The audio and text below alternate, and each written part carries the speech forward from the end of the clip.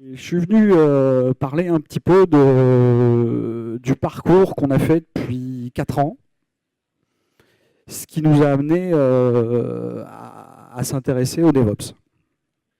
Ce qui n'était pas une évidence dès le début quand on a commencé à travailler avec l'équipe. La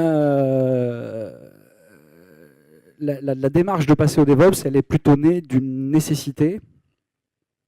Il y a 4 ans, à la CMA-CGM, on a eu un très très gros projet, le projet d'e-commerce, et on avait un problème avec la gestion des middleware.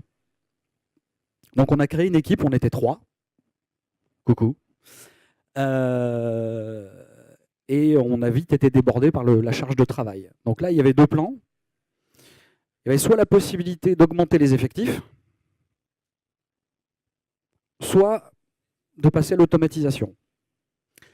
Donc on a choisi le plan B, parce que l'augmentation des effectifs, ce n'était pas possible. Il faut comprendre que notre entreprise est très axée sur l'offshore. On a des gens en Inde, à Dubaï, etc. Et on garde quasiment que les rôles d'ingénierie, d'architecture au niveau de Marseille. Donc reprendre toute la partie gestion du middleware, il fallait fortement automatiser. Sauf qu'on est des administrateurs à la base. Donc on sait scripter, on sait faire plein de choses. Mais il faut, ça demande du temps, ça demande du travail. Et je ne vois pas mes notes. Excusez-moi.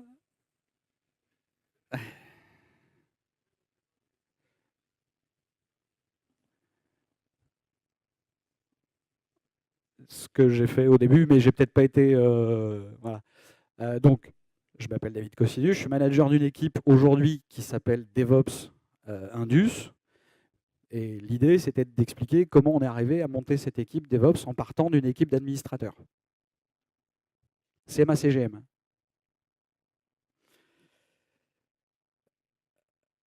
Donc, pour investir du temps, pour pouvoir investir du temps, il faut pouvoir convaincre des gens que le temps qu'on passe à créer des scripts, à automatiser, ce n'est pas des temps où on fait du delivery. Donc, je vais me permettre une petite digression sur comment on en est arrivé là. Je vais y arriver, je vais reprendre là parce que je vais passer le moment de panique. Moi, ça fait 25 ans que je fais de l'informatique. Et j'ai connu une époque où l'informaticien, c'était quelqu'un qui était un peu touche-à-tout, bricoleur, qui devait faire du développement, qui devait faire du matériel, qui devait faire un petit peu... c'était les années 80-90, 90 surtout.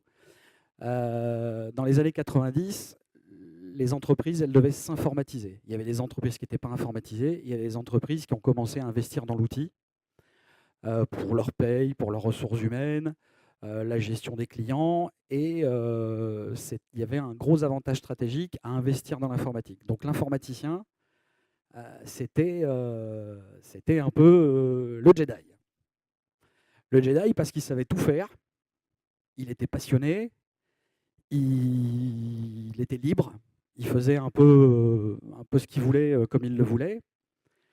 Et cette période s'est arrêtée dans les années 2000 parce que tout le monde était informatisé. Donc il n'y avait plus aucun intérêt stratégique à investir dans l'informatique. Être informatisé dans les années 90, c'était aller plus vite par rapport à quelqu'un qui ne l'était pas. Dans les années 2000, tout le monde l'avait. Et donc ça commençait à coûter cher. Donc on a apporté, il y a eu, enfin moi c'est mon avis personnel, il y a eu ITIL qui s'est imposé, où on a transformé un petit peu les Jedi en leur disant il ne faut plus travailler comme ça, il faut mettre du process, il faut mettre des normes, il faut mettre plein de choses. Et on a transformé nos petits Jedi en Stormtroopers. Pourquoi? Parce qu'il fallait canaliser tout ça, il y avait trop de gens qui partaient à droite à gauche, on a dû rationaliser tout le travail. Le problème, c'est quand on rationalise tout ce travail, on crée des silos, je pense que vous le connaissez tous. Le problème des silos, et on transforme des informaticiens en administrateurs, architectes, chefs de projet, etc., etc. Et pour faire travailler tout ça, on y met des process. Mais le process, ça rallonge les délais. Surtout que ITIL, on a vite tendance à vouloir se protéger. Pour se protéger, on se cache derrière, enfin on se cache. On se camoufle derrière un process un peu parce que quand vous avez un administrateur qui doit builder un serveur, il va avoir une liste longue comme un jour sans pain de critères pour builder ce serveur et tant qu'il ne les a pas, il ne fait pas. Parce que ça doit être rentré dans le change. S'il sort du change, il peut se faire taper sur les doigts. Donc, il se déresponsabilise. Donc, il innove plus. Donc, il ne s'amuse plus à automatiser les choses, à faire un petit peu des gadgets, des choses un peu intéressantes. Et on y perd, pour moi, hein, encore une fois, c'est personnel, on perd un peu de ce qu'on avait avant, pour ceux qui ont connu cette époque-là. Donc, du coup, quand on s'est retrouvé avec à 3, à devoir relancer, redécouvrir un petit peu ce qu'on faisait avant, on s'est heurté au mur de tous ces process, de faire comprendre aux gens que c'était intéressant d'aller investir dans du scripting, dans de l'automatisation, de pouvoir cliquer sur un bouton, ça fait tout. Moi, j'ai connu une époque, il y a 4 ans, pour builder un serveur AX, puisqu'on vient du monde, on a beaucoup de choses en AX, il fallait 14 change ITIL. Je ne sais pas si vous voyez ce que ça représente en temps. Le temps du process est plus long que l'action à exécuter. Globalement, vous passez une bonne semaine à rédiger toute votre partie administrative pour une journée de boulot. Mais c'est comme ça. Vous devez travailler comme ça. Je regarde l'heure. Donc, pour pouvoir commencer à automatiser, il faut, pour moi, on est parti du constat qu'il fallait 2-3 bases. On a repris tout de zéro. On a redéfini des standards. On a refait des naming conventions. On a limité le catalogue de versions de produits. On a un petit peu réduit toute la voilure. Par exemple, on faisait beaucoup de WebLogic. On s'est dit on va se concentrer sur une version, sur un OS. Et comme ça, on va pouvoir modéliser quelque chose de stable. Le premier problème pour convaincre, comme je vous le disais, c'est le temps. Pour gagner du temps, pour s'acheter du temps, il n'y a pas de 36 solutions. Nous, on a choisi la méthode, ce que j'appelle la méthode de Scotty dans Star Trek. C'est de gonfler un peu oui, les chefs de projet, oui, je l'ai fait. On a gonflé un peu les durées de travail, les durées de charge. Hein, quand vous avez une durée de 4 jours, un job, vous savez que vous en avez pour 2 jours, bah, vous mettez 3 ou 4. Mentez pas, vous les tous fait. D'accord ? Et du coup, vous accordez du temps et on fait du travail au noir. Hein. On bosse sur nos scripts pendant les durées qui ont été chiffrées au projet. On a du mal à faire autrement. Donc, on l'a fait. Pardon. Donc, on constate une chose, c'est que c'est super, on a réussi à construire, on sait faire un middleware en moins de 15 minutes. Je vous parle de ça, c'était il y a 3 ans. C'est super, mais par contre, on ne sait pas ce qui devient après. C'est-à-dire que vous avez du scripting pour construire un serveur, mais dans 6 mois, il y a un problème de capa, on rajoute du CPU, il y a un problème de mémoire, on rajoute de la mémoire, on a un paramètre qui déconne, on va modifier le paramètre, et ça, vous ne le contrôlez pas. Parce que du coup, si vous repassez vos scripts, ça ne marche plus. Donc, on s'est dit, peut-être qu'il faudrait commencer à faire de la gestion de configuration. Donc moi, je me suis intéressé un petit peu au sujet, que je ne connaissais pas forcément, qui était assez nouveau pour moi, et je me suis intéressé au produit qui s'appelle Chef, à l'époque. J'ai trouvé ça assez magique, puisque ça permettait d'avoir... j'ai découvert des notions, des nouveaux mots, des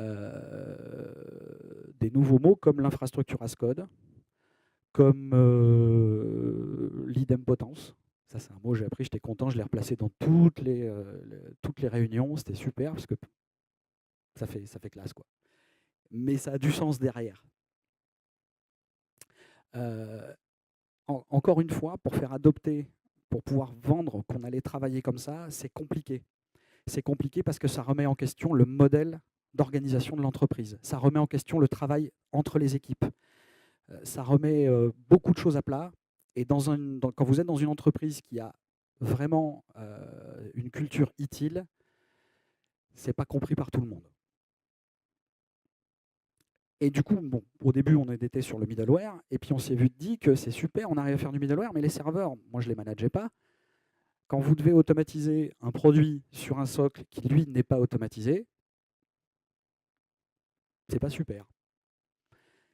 Et donc, en discutant avec le management, on a fusionné les équipes système avec l'équipe middleware pour faire une équipe infrastructure. Du coup, on a amené en fait, tout le savoir-faire qu'on avait puisqu'on s'était un petit peu inventé des méthodologies, parce que scripter, tout le monde sait le faire, c'est pas le sujet, mais on s'était créé une sorte de philosophie d'automatisation et on l'a amené au niveau des OS, ce qui nous a permis d'avoir du bout en bout. On savait construire un serveur, on savait construire un middleware dessus, il n'y avait plus qu'à déployer les applications. Alors ça, c'est un autre problème. Quand on s'est intéressé à Chef, j'ai découvert DevOps. Donc j'ai découvert DevOps en 2014 plutôt, 2014. Donc du coup, on avait Chef, on avait DevOps, et donc on avait des possibilités de prendre des ressources. Donc je me suis tourné vers mes partenaires habituels, les SS2I avec qui on travaille, et j'ai demandé s'il y avait des gens qui existaient dans ce domaine-là. Et là, il n'y avait personne. Parce qu'à l'époque, là aujourd'hui, on a les DevOps d'idées, c'est super, on se côtoie. Je revois maintenant des SS2I qui à l'époque ne maîtrisaient pas trop le sujet, qui maintenant sont montés sur le sujet, mais il y a 3 ans, on ne savait pas. Il y avait chef, j'ai eu 2-3 phrases qui étaient un peu rigolotes de la part de commerciaux. Bon. Donc, comme je vous le disais, donc on a entièrement standardisé toute la construction des serveurs. Encore une fois, bon, on sait construire, on ne sait pas maîtriser. Et puis derrière, il y a les humains. C'est pas facile. C'est pas facile parce que on va vouloir retransformer, ce que je vous dis, des Stormtroopers en Jedi. Pourquoi? Parce que les réflexes qu'on peut avoir, j'en ai eu comme ça dans l'équipe, c'est mais si on automatise, j'ai plus de boulot. C'est quand même, enfin, encore une fois, c'est personnel, c'est quand même le résultat d'ITIL. Vous avez un gars qui a passé des années à faire des études d'informatique, qui travaille dans l'IT, et il se dit, si j'automatise, là où c'est quand même vachement intéressant, il y a quand même du travail, j'aurais plus de boulot à faire. Parce que pour lui, il résume son travail à construire à la main des environnements. C'est compliqué de lui expliquer qu'en fait, il va pas. C'est comme si vous allez dire chez Renault, on va mettre un robot. Le premier réflexe, c'est de dire ouais, mais moi, mon travail, je ne le fais plus. Il faut peut-être après commencer à se dire tu ne vas plus travailler sur la voiture, tu vas travailler à concevoir le robot. Donc ça a mis un peu de temps à convaincre et à expliquer parce que les administrateurs Unix, c'est un peu rigide. Les administrateurs AX, ça l'est encore plus. J'en suis un, hein, donc je le sais. Et puis, du coup, on sait qu'on a commencé à s'intéresser à des notions qu'on ne connaissait pas, nous. On fait des scripts, on commence à faire des choses, et puis on se dit, tiens, si j'avais un endroit où je stocke tous mes scripts pour pouvoir les diffuser. Puis si j'avais un outil qui permettait de contrôler toutes les modifications qu'on fait. Donc oui, nous, 10 ans plus tard ou 15 ans plus tard, les admins, on découvre la gestion de version. Ce que les devs connaissent depuis très longtemps. Mais chez nous, ce n'est pas naturel. Un script Unix dans les 3 quarts des entreprises, je ne dis pas partout, parce que dans des entreprises, ça se passe bien, mais en général, une grande entreprise, elle fait appel à de la régie. Vous avez des gens qui viennent faire une mission plus ou moins longue, il fait ses scripts, au pire, il remplit un cartouche avec ses initiales, que 10 ans après, vous ne savez plus qui c'est, et puis il change la date du script, et puis ça y est, il a fait du versionning. Donc on en est quand même un petit peu là chez les admins Unix. Hein. Donc j'en ai rarement connu qui collaient leur script dans Git ou dans SVN. J'en ai jamais vu, moi, perso. Hein. Et donc c'est ce constat qui nous a dit, bah tiens, peut-être qu'on pourrait aller voir nos petits copains, les devs, pour qu'ils nous expliquent un peu comment ils travaillent. Parce que finalement, ce qu'on est en train de faire, DevOps, c'est de l'agile. Eux, ils savent le faire. Ils sont censés savoir le faire. Hein. Et du coup, bah, on a commencé à avoir cette relation à la machine à café, hein, au départ, et d'apprendre de eux un petit peu comment utiliser ces outils. Et là, vous avez des réactions de peur, puisqu'on en est à l'aspect humain. Vous avez des réactions du style, mais on n'est pas des devs. Parce que ITIL aussi a amené cette séparation, les devs, les ops. C'est pas le même monde, parce qu'en général, les devs, ils font des applications, et les ops, ils sont en production. Et en général, si la production ne marche pas, c'est parce que les devs ont fait un programme pas bon. Et puis, si vous écoutez les devs, si ça ne marche pas, c'est que les serveurs ils sont mal montés. Ça vous parle. Donc du coup, il a fallu un petit peu qu'on discute, qu'on échange. Il y a eu des débats d'idées, des engueulades aussi. Hein. Bon, voilà. Mais quand on a, c'était la première chose qu'on a fait justement quand on a bâti tout le middleware, c'est d'aller travailler avec eux. C'est de leur dire, vous avez besoin de quoi? Parce que nous, on peut faire un peu comme on veut, mais c'est le manque de dialogue entre les deux qui fait que le socle qu'on produit n'est pas compatible avec l'application qui va être faite. Donc la collaboration, elle est plus qu'importante. Même DevOps, pas DevOps, la collaboration, le dialogue entre les développeurs et les administrateurs, elle est primordiale. C'est la base de tout. Si vous n'avez pas cette communication, ça ne marche pas. Quelle que soit la méthode, quel que soit l'outil, quel que soit le langage, ça ne peut pas fonctionner. Ça, c'est dans les 4 ans, s'il y a une leçon que j'ai retenue, c'est celle-là. Si vous n'avez pas une collaboration étroite, si vous n'avez pas moyen de les faire travailler ensemble, ça ne marchera pas. Un bon exemple, c'est que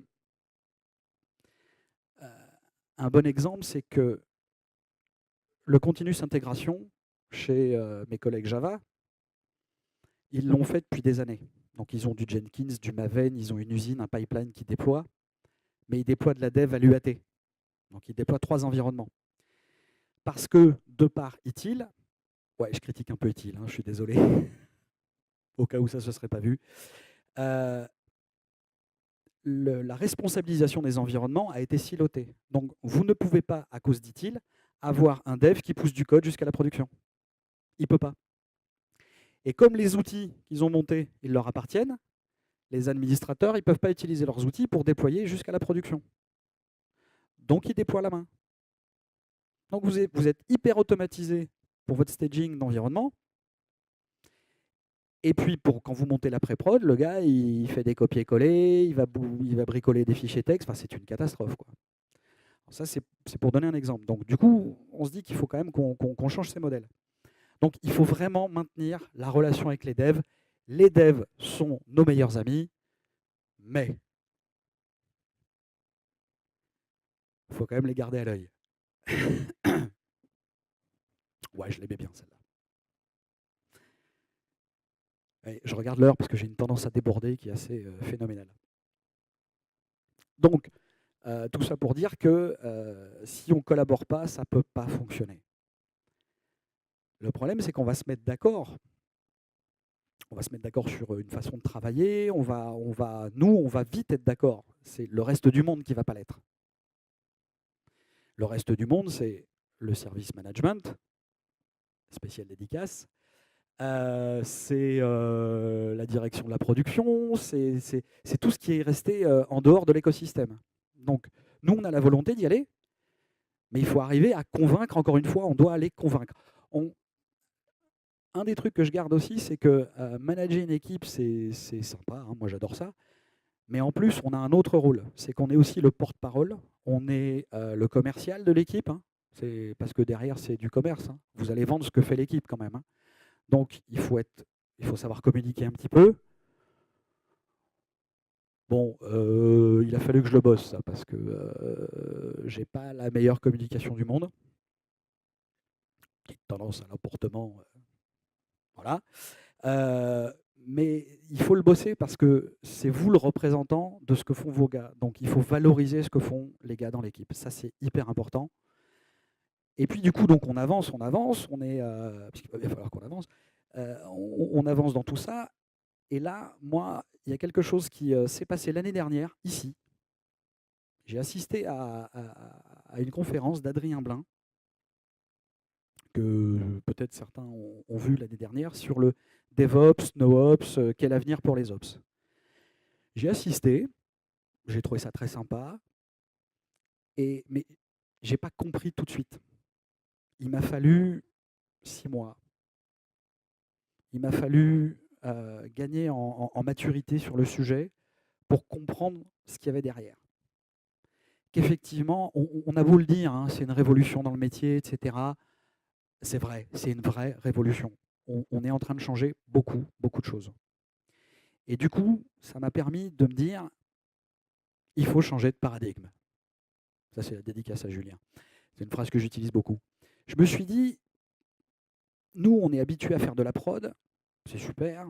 On reproche souvent, je le disais tout à l'heure, on reproche souvent aux devs de comment de produire du code qui n'est pas super robuste, etc. Mais derrière, ils bossent avec quoi? C'est quoi leur environnement de travail en fait? Et donc, on va regarder un petit peu les environnements de dev. Et là, on se rend compte que c'est la catastrophe.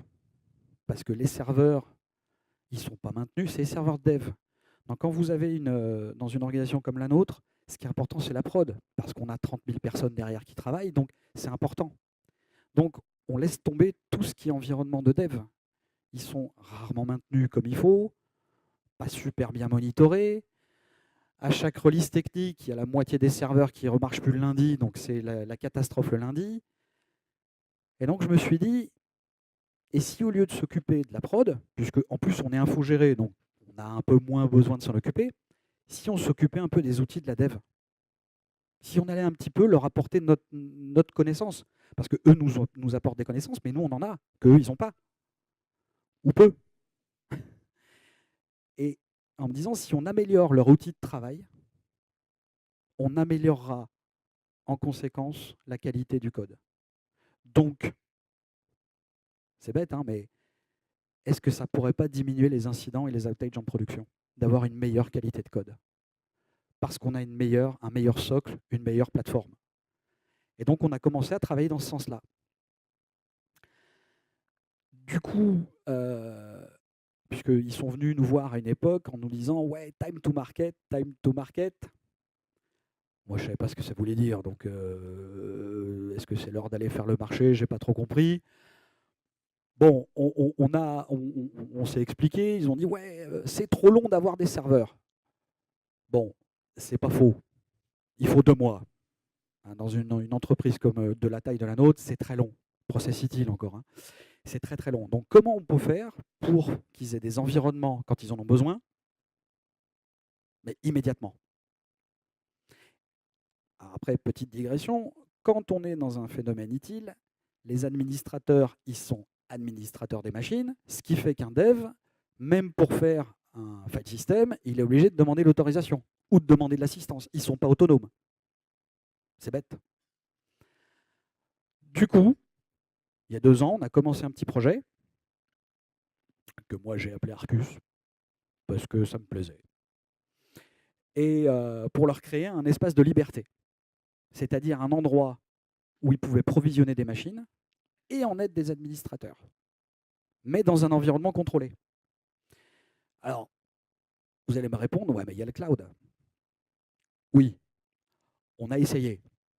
C'est bien, ça rend service, mais c'est très loin Aujourd'hui, on a quand même un legacy avec un historique, on a des serveurs AX, on a des grosses bases de données avec de l'Oracle, on a plein de trucs en PLSQL.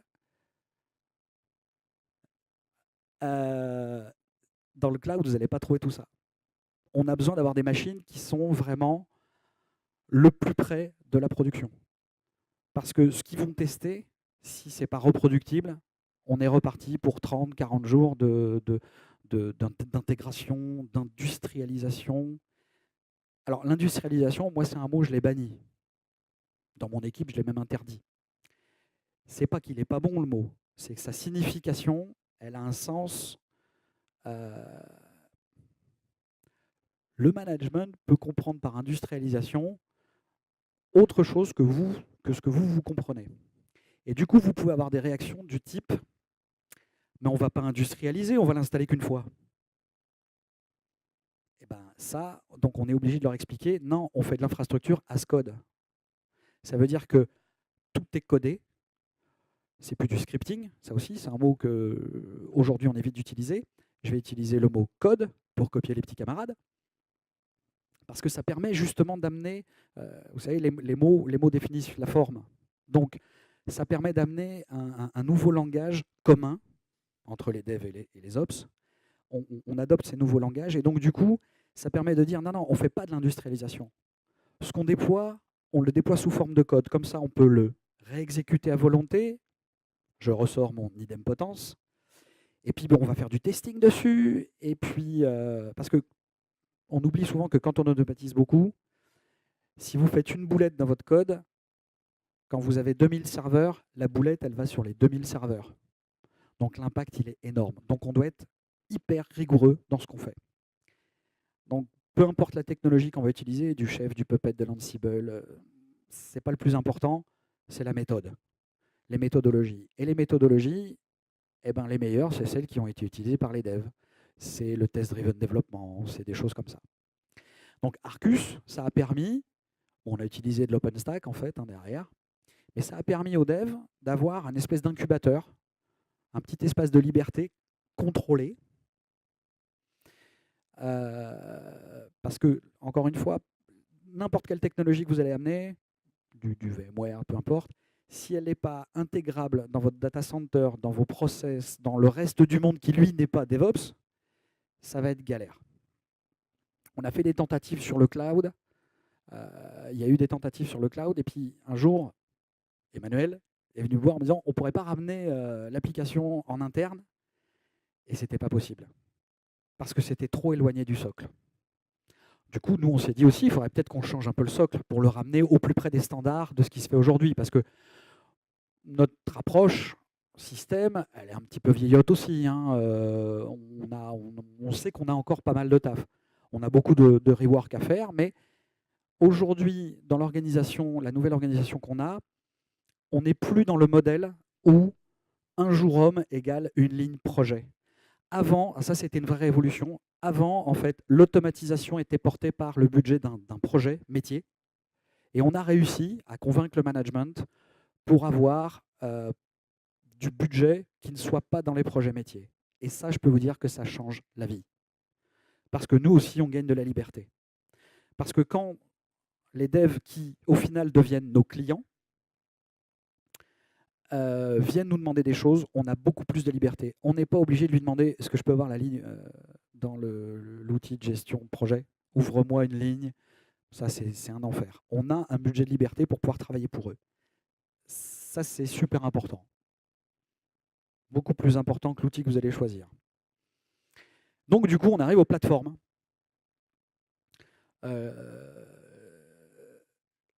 On m'a souvent, l'année dernière, j'avais assisté à pas mal de conférences. Dans les modèles DevOps, on voit des choses qui intéressent plusieurs personnes. C'est par exemple les équipes produits. Vous allez avoir une équipe DevOps, ça va être composé des devs du produit et puis des gens qui administrent l'application en production. Donc ça, on fait une équipe produit, puis ils suivent ce produit. Ça marche, hein, mais ça marche dans une entité où il y a assez de monde pour pouvoir avoir un admin par équipe. Moi, j'ai 14 personnes, avec tout ce qui est sous-traité donc en offshore, je ne peux pas mettre un mec par projet. Ce n'est pas possible. Surtout qu'en plus, dans l'équipe, on a un historique, on avait des spécialistes storage, on n'a pas que des admins système, on a des spécialistes storage, on a des spécialistes backup, des spécialistes du middleware, des spécialistes AX, Windows, etc. Donc, en fonction de la demande du projet, ce n'est pas le même. Donc, je ne peux pas raisonner comme ça. Donc, ces modèles DevOps, pour nous, ils n'étaient pas applicables. Et du coup, en fait, j'ai appris récemment qu'il y avait ça qui arrivait. C'est un corollaire du DevOps, c'est l'OpsDev. Ça existe, hein, vraiment. C'est en fait, et je reviens à la presse d'Adrien Blin, c'était dans ses derniers slides. Il y a aussi Xebia, parce qu'on est parti un peu sur XL Deploy, donc produit très intéressant. Et Xebia avait fait des petits slides là-dessus. Plutôt que de raisonner en équipe DevOps produit, on va avoir une feature team et une plateforme team. Vous avez la plateforme team, elle va s'occuper d'apporter une plateforme, soit de VM, soit de container, sur lesquels on va pouvoir déployer des applications, des microservices, tout ce que vous voulez. Et la feature team, elle se charge de pouvoir déployer sur cette plateforme, qui est contrôlée par la plateforme team, tout ce qu'elle veut. Derrière, vous ajoutez le continuous intégration, le continuous deployment, etc. Et vous avez un truc qui fonctionne pas mal. Donc, c'est plutôt ce modèle qu'on est en train de retenir. Donc, on a récemment monté, l'entreprise a décidé de prendre une démarche digitale. Alors, je n'ai pas parlé du digital et je fais juste une petite aparté sur le digital. Convaincre une direction IT d'aller au DevOps, c'est compliqué. Ce n'est pas évident de leur expliquer qu'on va y gagner parce qu'on y gagne. Hein, ça reste quelque chose de vrai. En revanche, quand votre direction elle a décidé d'aller faire du digital, ce qui est un peu la mode, là, vous avez un vrai levier. Parce que du digital sans le DevOps, autant vous dire que c'est loin d'être gagné. Donc là, vous allez pouvoir sortir tous vos dossiers, tout ce que vous avez travaillé depuis longtemps sur comment on pourrait aller au DevOps, et là, vous allez avoir des oreilles qui sont ouvertes. Le digital, c'est un petit peu l'ouverture, même si je décorrèle un peu les deux. Hein. On peut faire du DevOps même si on ne fait pas de digital. Par contre, pour moi, du digital sans le DevOps, c'est compliqué. Donc du coup, on a commencé à travailler sur des plateformes de containers, à s'intéresser un petit peu à toutes ces nouvelles technologies. Il y en a encore d'autres à découvrir. Il y a encore pas mal de travail. Il va falloir inventer encore plein de choses. Il y a des process à redéfinir et ça, il ne faut pas le sous-estimer. Les process à redéfinir, c'est compliqué. Là, on est en train d'essayer de mettre en production une application digitale. Je peux vous dire que c'est un calvaire.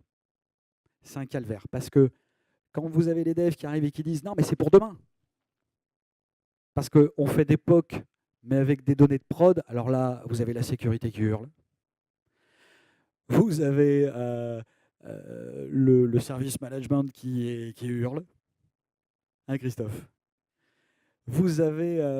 parce que vous allez... Alors, le problème de l'agilité... Il me reste 5 minutes. Le problème... Et je suis dans les temps, c'est pas vrai. Ah si. Le problème de l'agilité, c'est qu'il a une connotation de bordel. Voilà, soyons clairs, dans l'esprit de beaucoup de gens, être agile, c'est faire n'importe quoi. C'est passer par-dessus tous les process. Et ce n'est pas vrai.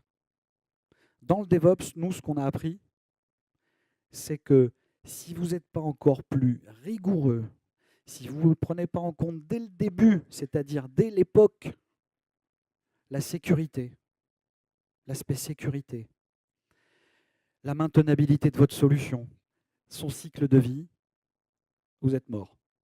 Ça ne marchera pas, ça ne tiendra pas. Donc, on se doit, et alors on se doit doublement d'être vigilant sur tous ces aspects.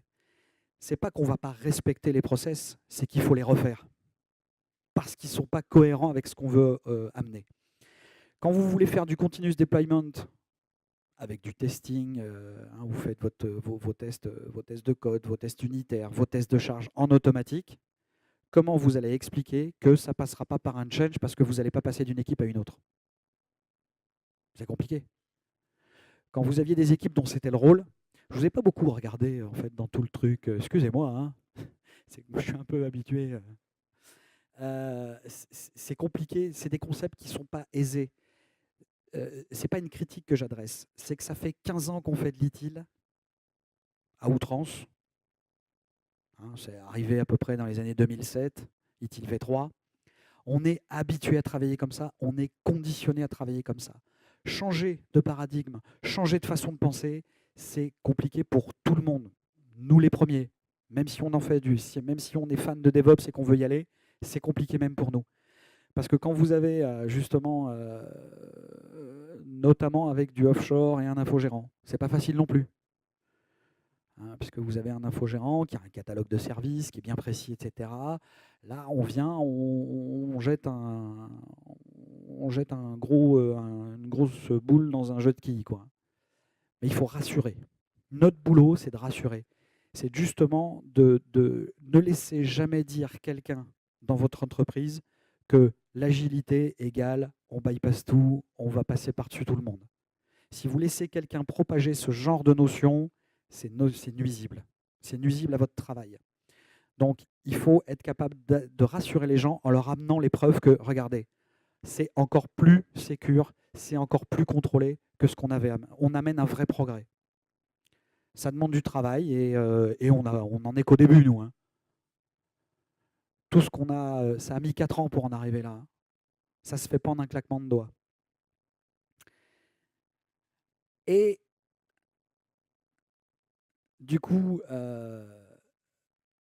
on va voir arriver, eh ben, moi c'est ce que j'espère, le retour un peu des Jedi, on en parlait du début, parce que le digital, je reviens là-dessus, nécessite qu'on redevienne les informaticiens qu'on était avant. Si, encore une fois c'est un avis personnel, si on ne fait pas ça, on n'est pas capable d'être rapide. Le time to market, vous oubliez. Ça ne marchera pas bien. On a essayé, hein, ça ne marche pas bien. Donc pour moi, le digital et le DevOps, c'est un peu la revanche des geeks. Ce qu'on est tous au fond de nous-mêmes, un peu, même si des fois on le cache avec des cravates ou... ah, là je suis arrivé, bon, je suis bien ici aujourd'hui. Ce n'est pas le cas tous les jours. Mais attention, et ce sera ma conclusion, le côté obscur de la force, les outils magiques n'existent pas. Comme dans tout effet de mode, parce qu'il ne faut pas sous-estimer l'effet de mode du DevOps. Le digital fait que le DevOps est en train d'exploser. Et le problème, c'est que vous allez avoir beaucoup d'entreprises, de boîtes qui vont venir vous dire « moi, je peux vous l'amener ». Clé en main. Personnellement, j'y crois pas, parce que la transformation, et j'en suis intimement convaincu, elle vient de l'intérieur. C'est nous qui connaissons nos infrastructures, c'est nous qui connaissons nos clients, c'est nous qui connaissons notre métier. On peut se faire aider, on peut se faire accompagner, on le fait, nous. Hein. Mais il n'y aura pas de produit magique qui va tout faire à votre place. On est quand même dans un monde où tous les produits qui vont vous être un peu présentés présentent des API. Alors, nous, on sait, les développeurs le savent, une API, c'est super, mais ça marche quand on fait un client. Et vous allez avoir un management, souvent une direction, qui va être habituée de se dire bah, « c'est bon, j'ai acheté un produit ». Quand on a monté Arcus, on avait pris un produit. Il nous a fallu 2 ans de développement pour que ça tourne. Et ça, il ne faut pas le sous-estimer. Et quelqu'un qui, pour moi, viendrait vous vendre avec ce produit, vous n'avez pas besoin de développer. C'est un peu comme dans les années 90, les RAD, Rapid Application Development, où vous vendez qu'un produit allait faire le code à votre place. Ça n'a pas marché. Bah là, c'est pareil. Il y a énormément de travail, il y a du codage, c'est super intéressant, il y a des gros challenges, on réintéresse, on remotive les équipes, et là, on y arrivera. Voilà. J'espère que ça vous a amené des choses. Moi, ça m'a vraiment intéressé de faire ça devant vous. Et puis, peut-être à l'année prochaine. Peut-être. Merci.